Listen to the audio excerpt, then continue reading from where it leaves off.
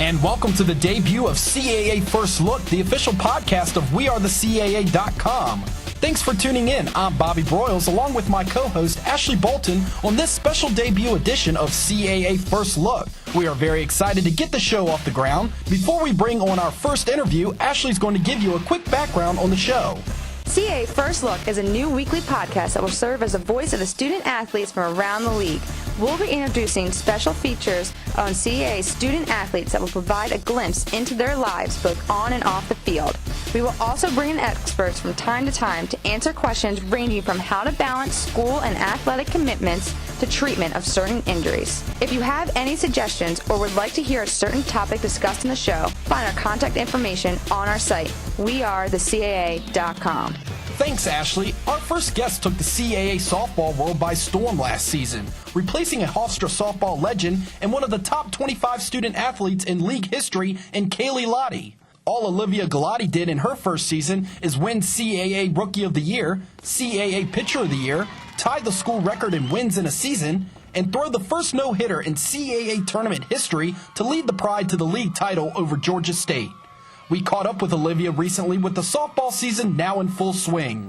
Now joining us on CAA First Look, Olivia Galati, Hofstra softball pitcher. Olivia, you had an incredible freshman season. I remember talking with you after your incredible no-hitter against Georgia State to win the CAA championship. And at the time, you really seemed to be just speechless and overwhelmed about the whole situation. With your rookie season now behind you, looking back, what will you remember most about your first season on the mound? I'd have to say probably our last game against Arizona, just because that's the freshest in my mind from last season. And then just taking the game that we had against that team and then carrying that over into this season.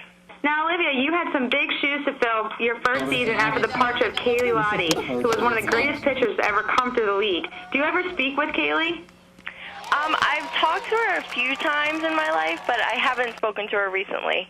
Has she given you any advice, or is there anyone else that you have spoken to for advice? Before I came to college, she just kind of told me a little bit about the program and what to expect.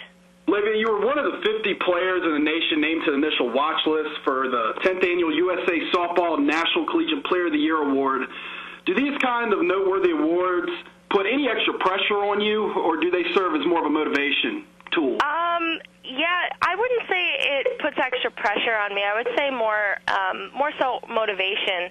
Just because stepping into this season, we lost our seniors last year, so we have a new team, and then we haven't accomplished anything this season. So it's just motivation to continue to do well. Hofstra is obviously a powerhouse in CAA softball and is enjoying a growing reputation nationwide. But what led you to choose Hofstra for your collegiate career? I think ever since I was little, I always started coming to games and watching the softball team here. So it's always kind of been in my backyard school, I guess you can say. And then as I started to get recruited by other schools, I just really felt like I belonged here and this was my home. Olivia, we've read that you volunteered in a local soup kitchen. Can you talk to us a little bit about this experience?